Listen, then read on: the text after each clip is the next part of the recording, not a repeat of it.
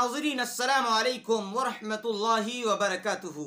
नाज़रीन, global news Jalna में आपका स्वागत है। आइए नाज़रीन, डालते हैं प्यारे मुल्क भारत की 5 बड़ी अहम खबरों पर नज़र। उससे पहले अपील करते हैं साथियों कि कोई अगर हमारे इस सच्चे और बेबाक चैनल के साथ जुड़ा नहीं है तो फ़ौरन जुड़ जाए। हमारे चैनल को सब्सक्राइब कर दें। बेल आइकॉन घंटी के निशान पर क्लिक करने के बाद राइट साइड में सबसे ऊपर में ALL ऑल का ऑप्शन नजर आएगा, उस पर भी क्लिक कर दे। इससे यह होगा कि हमारी ताज़ा तरीन आने वाली खबरें फौरन मिल जाया करेगी आपको सबसे पहले। नाजरीन, लॉकडाउन को लेकर मगरिबी बंगाल से बड़ी खबर सामने आई है। जी हाँ, 4 मई से 3 मराहिल में लॉकडाउन हटाया जाए, ममता बनर्जी ने दिया ऐसा बड़ा बयान। मुल्क में वायरस का कहर जारी। इस दौरान मगरिबी बंगाल की वजीर आला ममता दीदी ने कहा कि 4 मई से लॉकडाउन हटाने पर 3 मराहिल में काम शुरू होना चाहिए। उसके साथ साथ उन्होंने कुछ मशवरा भी दिया। उन्होंने कहा है कि अगरचे मुल्की और बैनुल अक़वामी परवाजें भी बंद रही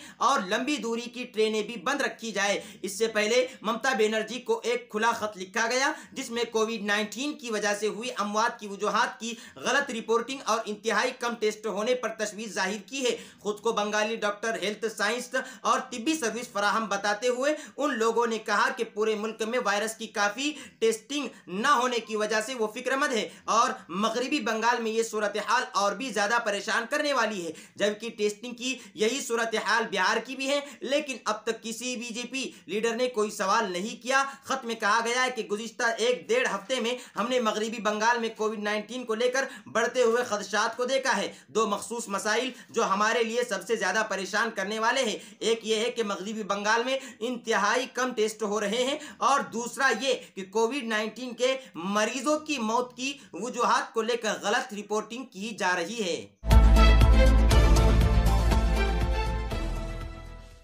नाज़रीन, 5 बड़ी खबरों में कोरोना वायरस को लेकर भारत का बड़ा अपडेट सामने आया है। आइए जानते हैं क्या है भारत में कोरोना का अपडेट और क्या कहता है भारत में कोरोना। भारत में कोरोना वायरस के कुल मामलात की तादाद 22,000 को पार कर चुकी। वजारत सेहत और खानदानी बहबूद की वजारत ने बताया कि गुज़िश्ता 24 घंटों के दौरान 1,409 नए केसेस और 41 अमवात की इत्तलात मिलने के बाद भारत में जुमेरात को कोविड-19 के पॉजिटिव वाकयात की तादाद 21,393 हो गई। पॉजिटिव मरीजों की कुल तादाद 16,454 का इलाज चल रहा है, जबकि 681 लोगों की अमवात हो चुकी है। अभी तक 4,257 अफराद सेहतमंद हो चुके हैं। महाराष्ट्र अब तक 5,652 कोविड-19 मुस्बत केसों के साथ अब तक पहले नंबर पर बरकरार है। रियासत में 269 अमवात की इत्तला मिली है, जो तमाम रियासतों में अमवात की शरह के एतबार से सबसे ज्यादा है। जबकि दिल्ली में 2,248 और गुजरात में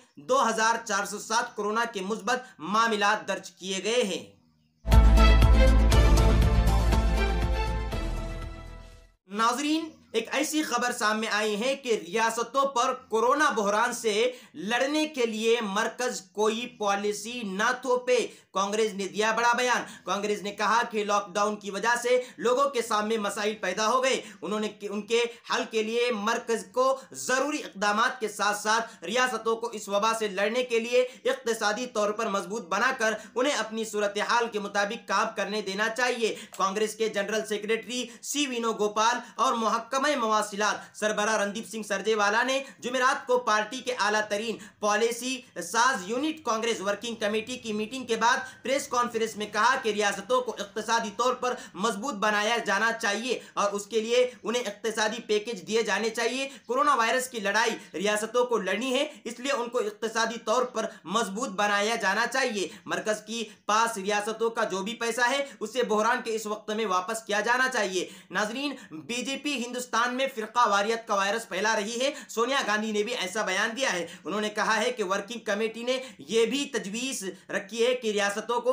अपनी सूरत हाल के हिसाब से कोरोना वायरस की खिलाफ लड़ाई करने देना चाहिए। मरकजी हुकूमत को इसमें अपनी पॉलिसी रियासतों पर नहीं थोपनी चाहिए। पार्टी ने मुहाजिर मजदूरों के मामलों का भी जिक्र किया और कहा कि लॉकडाउन की वजह से मुहाजिर मजदूरों की हालत बहुत खराब हुई है। गैर मुनज़्ज़म शोबे के मजदूर मजदूर मुल्क के मुख्तलिफ हिस्सों में फंसे हुए हैं और उनके पास रोजी रोटी का कोई जरिया नहीं है। हुकूमत को इनके लिए खाने पीने का बंदोबस्त करके मुहाजिर मजदूरों के लिए पॉलिसी बनानी चाहिए और जो मुहाजिर मजदूर अपने घर वापस जाना चाहिए उनके घर भेजने का इंतजाम किया जाना चाहिए। सोनिया गांधी ने भी ऐसा बयान दिया है।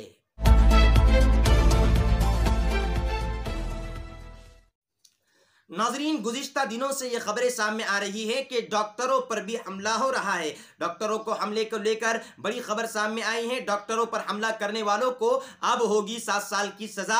ऑर्डिनेंस पर सदर जमहूरिया ने लगाई मोहर। डॉक्टरों सेहत एहलकारों पर हमला करने वालों को 7 साल की जेल होगी। डॉक्टरों सेहत एहलकारों पर हमले के खिलाफ मोदी हुकूमत को ऑर्डिनेंस लेकर आई, वह अब काबिल निफाज हो गया। सदर रामनाथ कोविंद ने इस ऑर्डिनेंस को मंजूरी दे दी है। उसके साथ ही ऑर्डिनेंस लागू करने के नोटिफिकेशन भी जारी हो गया। इस ऑर्डिनेंस के लागू होने के बाद डॉक्टरों और दीगर तिब्बी अमले के साथ मारपीट करने पर ज्यादा से ज्यादा 7 साल की कैद हो सकती है। उसके साथ ही भारी जुर्माने का भी सामना करना पड़ सकता है।